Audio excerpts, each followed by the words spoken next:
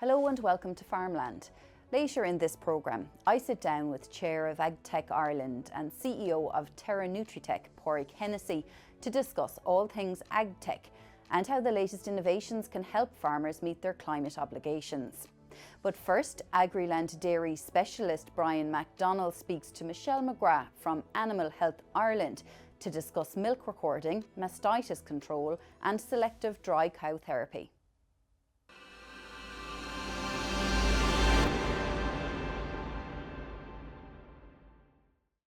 Yeah, we're joined in the studio now by Michelle McGrath, the Acting Cell Check Manager with Animal Health Ireland. Thanks for joining us, Michelle. Obviously, you're the Acting Cell Programme Manager with Animal Health Ireland. So first of all, I suppose, why is mastitis control on farms so important? Thanks for having me. Well, I suppose mastitis is one of the key diseases that farmers deal with on a day-to-day basis. And I suppose if we take it back a step, there are two kind of key areas of mastitis. There's contagious bacteria caused by contagious bacteria or caused by environmental bacteria. So the environmental bacteria are the really sick cows, E. coli, and the cows pick up the infection from their environment. Or in the summer would be from, if the pastures were mucky or if the roadways were mucky, any kind of bad environment they come in contact with. And then the contagious bacteria are those like the Staph aureus, which are spread during milking from infected milk or from milkers' hands, or if the liners need to be changed. So just to bring that in first, why it's important is depending on the type of mastitis. If you don't detect it early enough, then it becomes more of an issue. Obviously, with the E. coli cases, the cows get very sick. But even with contagious cases, you're more likely to see a rise in your cell count or some subclinical cases.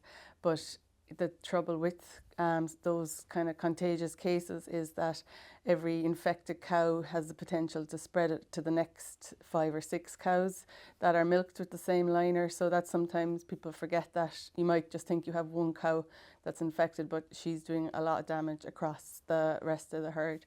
So they're just things you need to keep in mind when you're controlling mastitis. And then the other thing is mastitis, there's a big picture with mastitis. Sometimes people think, and I thought myself for a long time, you treat the one cow or the cow that has it and you're solving the problem. But really, there are so many factors that affect mastitis that you need to be on top of them all, and there's no real quick fix to mastitis. So if you leave it go on, then the problem multiplies quite rapidly. Yeah, and I suppose it's also an issue in terms of the processes as well.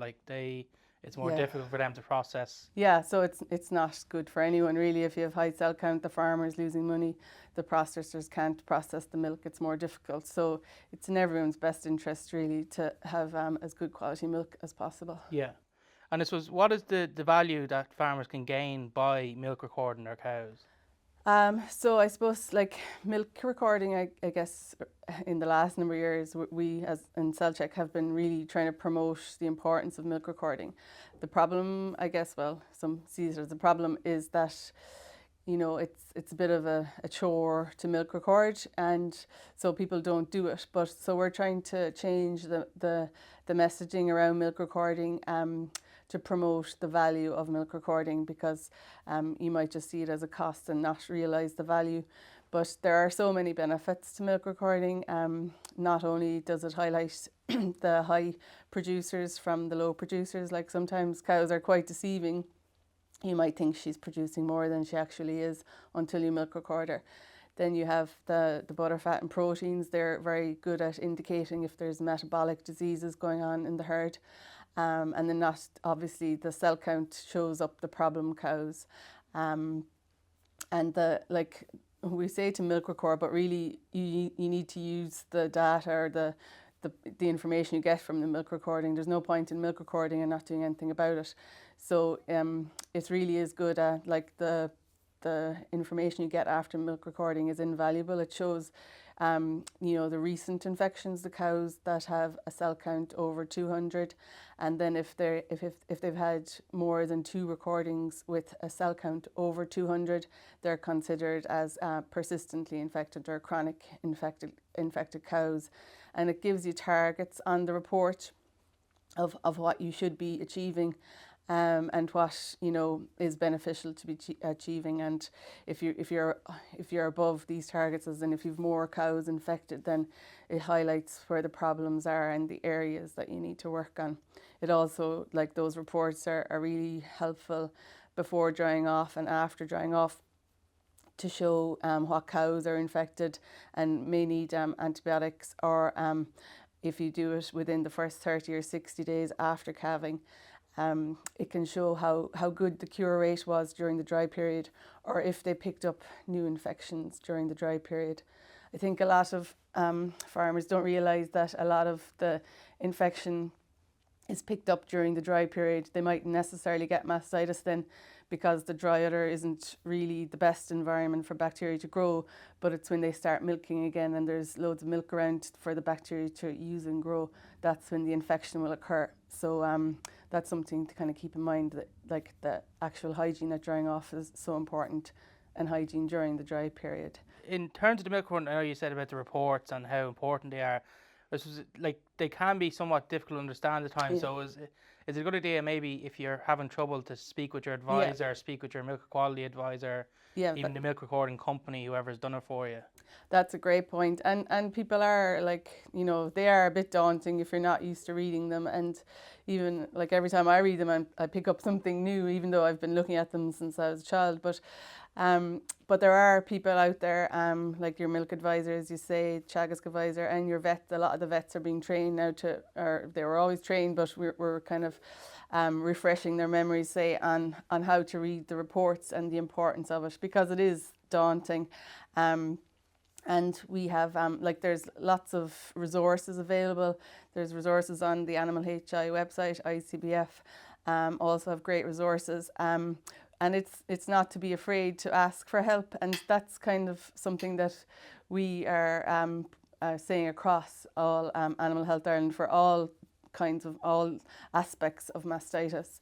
The importance of the multidisciplinary approach, and like mastitis is like, it's a big enough, like there's lots of factors involved, so you need lots of different areas of expertise to help you with it, be it the milking machine technician, the milk quality advisor, the vet, or your Teagasc advisor. So it's important, that you're not going on your own, and that to ask for help, because they're all willing to help. But sometimes it's hard to approach the subject. Yeah, so.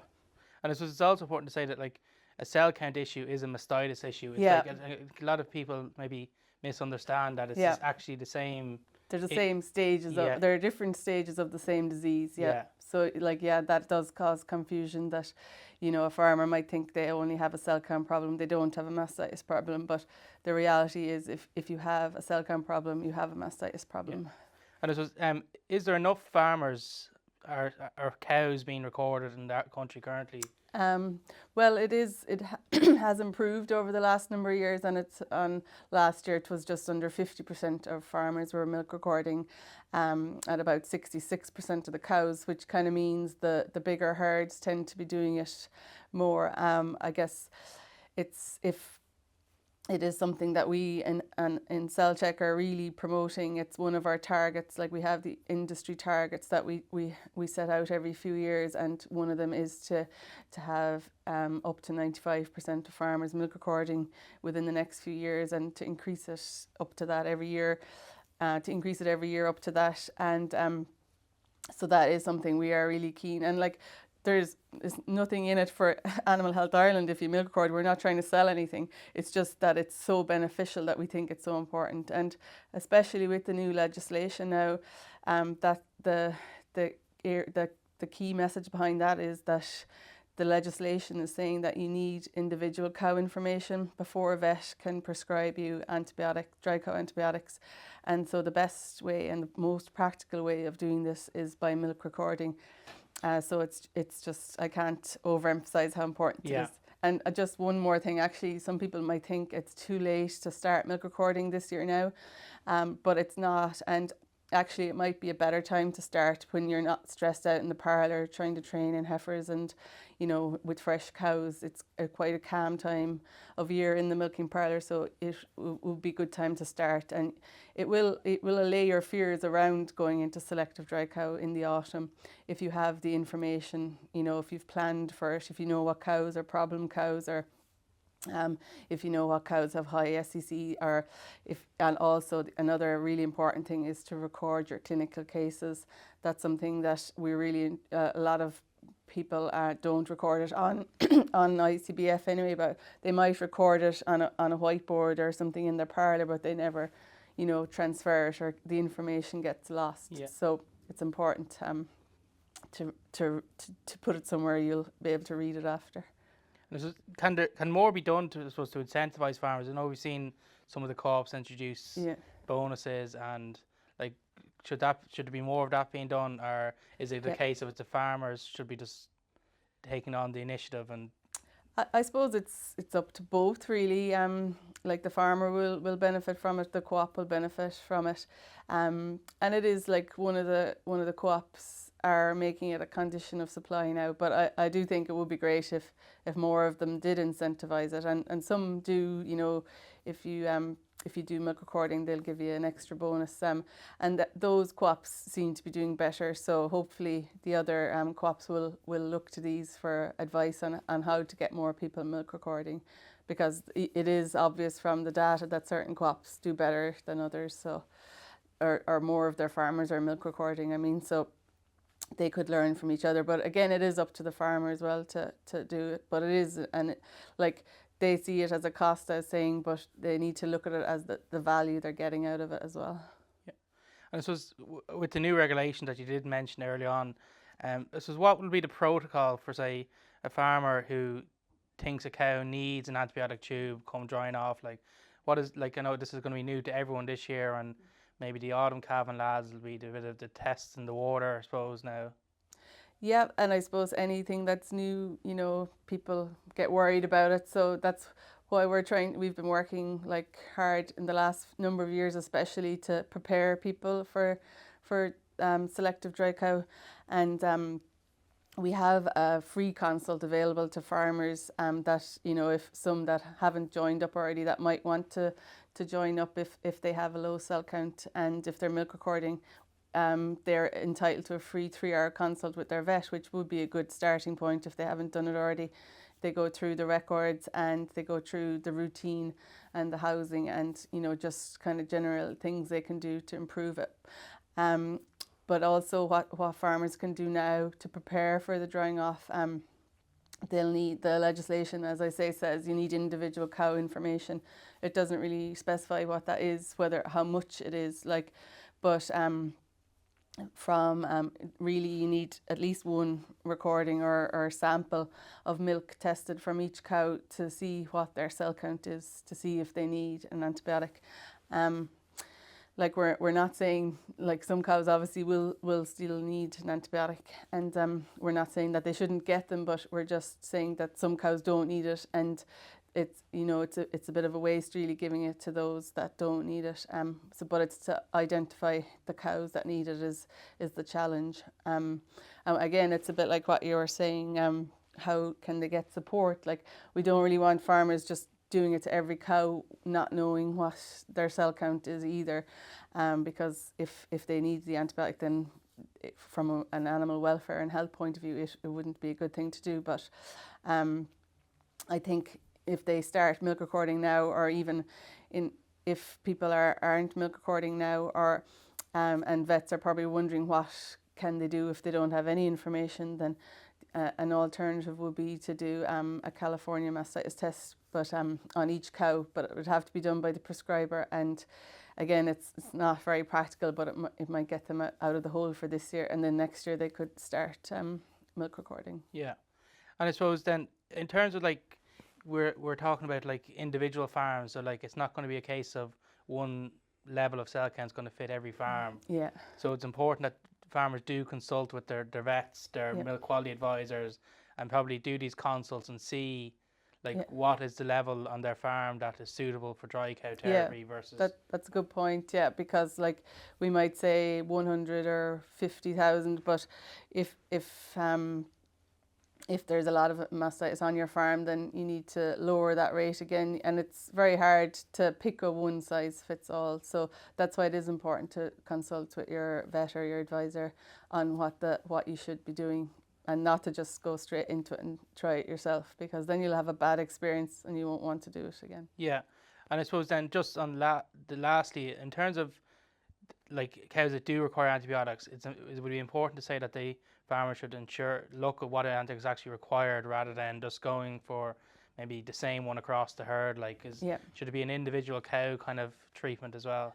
Yeah, that's a good point as well. And so to know kind of what bacteria are in your farm, how to get to that, you know, any case you have during the year, you should take a sample and get it tested before treatment in the lab, and that being from, or even before drying off, if you can get a selection of cows with a high cell count, young and old, and get those samples tested. It will give you an idea of the profile of bacteria on your farm, because you might be treating for the wrong bacteria.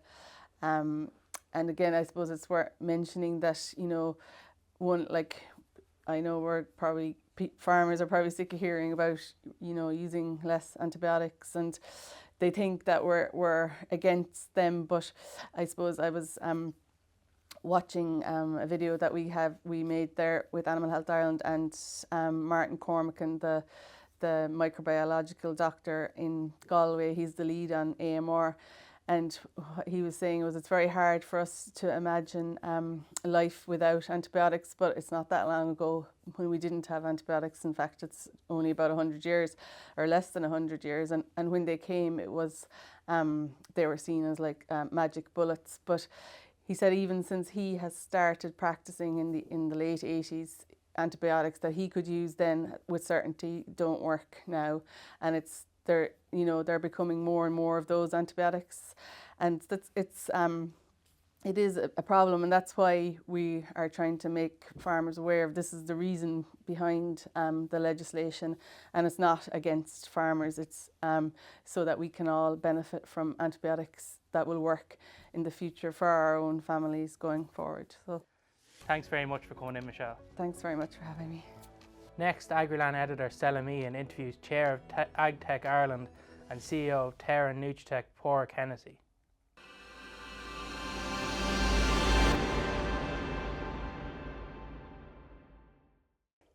I'm joined now by the Chair of AgTech Ireland and CEO of TERRA NutriTech, Padraig Hennessy. Thank you for joining us on Farmland, Padraig. Thank you. First of all, as you are Chair of AgTech Ireland, can you explain to me the significance behind that grouping, or what the aim of the grouping was? So the aim of the group is to bring AgTech companies together in Ireland. There's a lot of different AgTech companies have been going in Ireland for the last 10, 15 years, and a lot more starting up in the last number of years. So the aim was to bring everyone together to foster, I suppose, an area of collaboration, to be able to promote AgTech in the island of Ireland, to enhance it, and especially then to advocate for it. It's an industry that's only starting up, so it's really important that we speak to all of the various stakeholders, from government to Enterprise Ireland to research, to other members in the industry, and try and bring everyone together, kind of under one banner, where we can help influence what's happening in the environment, I suppose. You mentioned it's a relatively new industry, AgTech, and for a lot of farmers that listen to us here now on Farmland, they may not actually know what AgTech means. So in layman's terms, could you maybe explain it so people have a wider understanding? There's a lot of different definitions of AgTech, and some people think, that it's using artificial intelligence, or it's using edge computing. But AgTech, in my mind, is any technology at all that actually helps a farmer on farm. 100 years ago, a very simple thrashing machine would have been AgTech. And I suppose that's the way I want people to start thinking of it. It's any technology at all that can actually help a farmer produce, reduce labour, or simplify processes on farm. How significant is AgTech nowadays, in particular with climate change ambitions and so on? More and more. I mean, farmers can't work any harder. Most farmers are already working, right to the limit of what they can do. And farming is going to change hugely over the next number of years. There's the changing consumer preferences. There is the sustainability and climate agenda now that's really going to come to the fore in the next 10 years. So it's going to be with the use of technologies that a lot of these areas, the problems will be solved. And it's being able to give those tools to farmers to help them solve those problems, I suppose, for them. So when you talk about AgTech and the collaboration within AgTech Ireland, is it a matter of bringing research, theory, ideas to government towards policy making, or would you have a view of getting this down to the nuts and bolts of the farmer on the ground at some point? It needs to be to the nuts and bolts of the farmer, because that's what it is. We can all talk about AgTech and talk about it at a level up here, but unless we get it to the level on farm, then it's pointless. So it's one of the big aims of it is even just simply bringing companies together and fostering conversations with companies of, well, how are you solving this issue with your technology, or my technology is doing this, your technology is doing, my technology is doing A, your technology is doing B. Do you know what? If we bring the two of these together, we can actually give more value to the farmer. And it's those sort of conversations now that we need to start fostering, because there's a lot of different technologies starting to be enabled on farms. And sometimes joining those technologies up gives a lot of extra value to the farmer as well. So it's about kind of bringing the whole ecosystem together to see where that extra value can be gotten. You mentioned extra value there. Is AgTech at the moment being driven by sustainability? Is it being driven by increased profitability?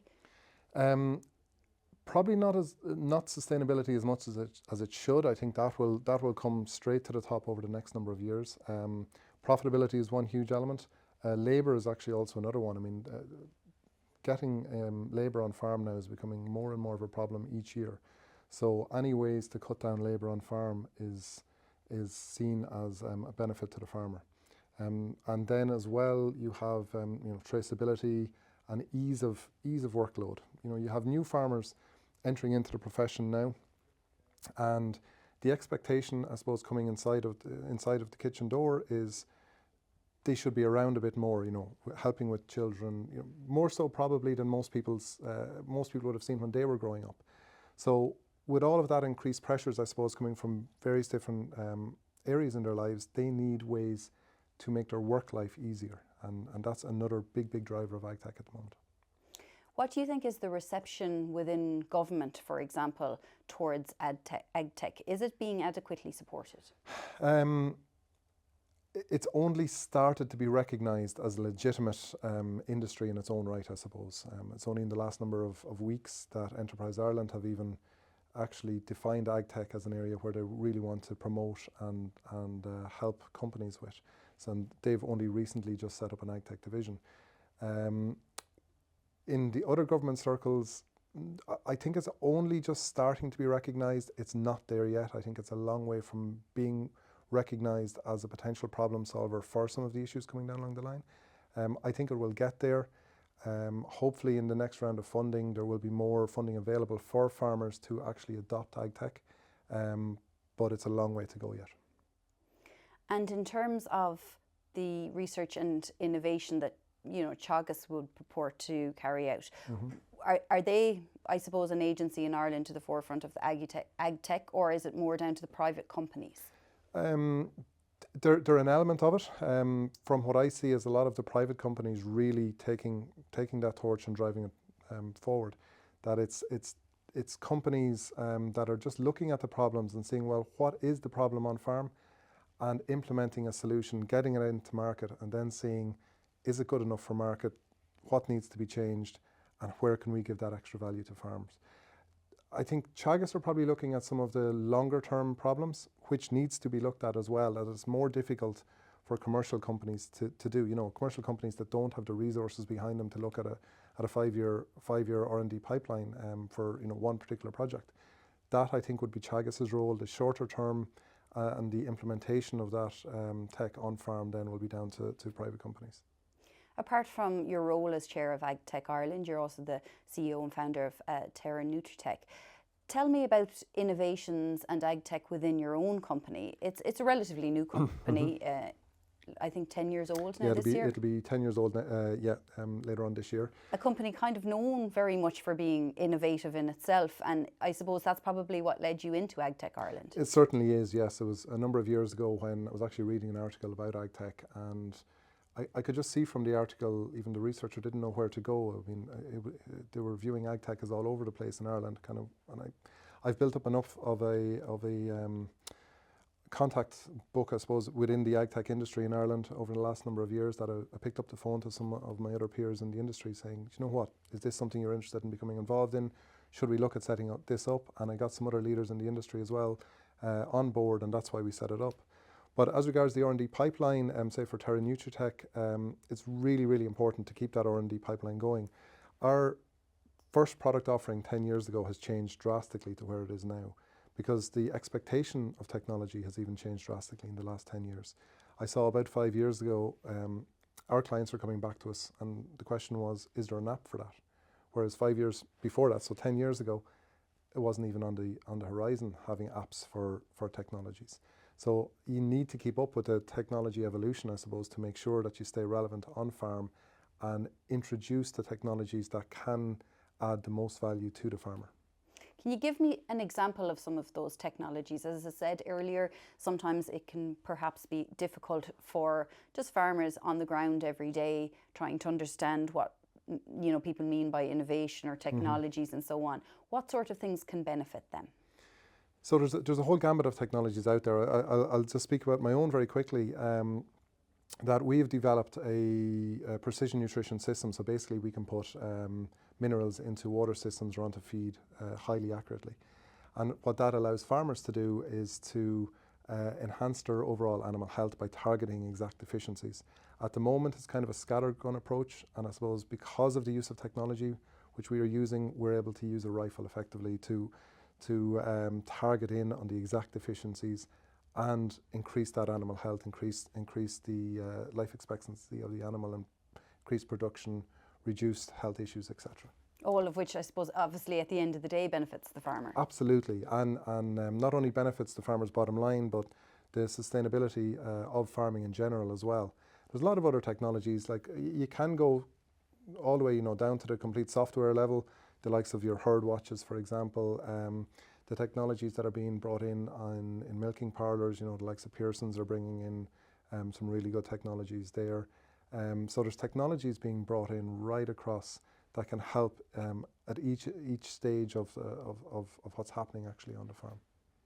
Now you can imagine that if a farmer was considering investing in new technologies or something that might benefit him in the medium term on farm, the first thing that they're going to think about, particularly this year with the high cost of inputs and so on, is the cost. Is it worth considering investing in these type of technologies when you've done something a certain way for so many years? Any investment on farm, you need to look at the ROI on that investment. If there isn't an ROI for an investment on farm, it doesn't make sense, in my opinion. So no matter what you're looking at, and sometimes the metrics might be cutting down labour because you have labour issues on farms. It might be specific animal health issues. It might be production issues. Whatever it is, there has to be an ROI. If there's not a suitable ROI on any AgTech, in my opinion, that AgTech is not feasible going forward. So it's even in a year where cash flow is under strain, if there's a good enough ROI and any ROI return on investment on any technology, then it is always worth considering. Where would you see the future of AgTech going and growing over the next, we'll say, 5 years, 10 years, up to 2030? Emissions are going to be one of the biggest drivers of AgTech, in my opinion, over the next number of years. And it's being able to obviously reduce those emissions in order to keep the national herd where it's at. I think there will be more focus on data as well. We're already starting to see some of those conversations kind of at a national level, going, how are we going to integrate all of this data in order to give real value back to farmers? And in my opinion, that value back to farmers needs to be a decision matrix. It needs to be a yes, no. Do I treat this cow with antibiotics? Yes, no. Do I remove this cow from my herd because her production or methane or whatever, or propensity towards lameness or whatever it is? Yes, no. It needs to be very simple. I'm seeing some technologies coming out, and you nearly need to be a data scientist in order to understand what's happening. And I think we need to simplify some of those technologies and join various data sets together from various different companies in order to really give that value back to farmers. One of the big challenges there will be data itself and the availability of that data and the usage of that data, especially with GDPR, to be able to, so effectively what that means is to be able to drill back down to that farm and use some of the data you're getting from other farms and from a national level to help make decisions on that farm. Do you think that going forward, the likes of AgTech Ireland and indeed agribusiness, I suppose, on a wider scale, should be invested in more by the government, by the policy that the government is compiling? Absolutely. I mean, if even just bringing it back to sustainability, if the government comes out and there's already musings about it, I suppose, reducing the national herd because of methane emissions, that's going to cost the country a huge amount of money.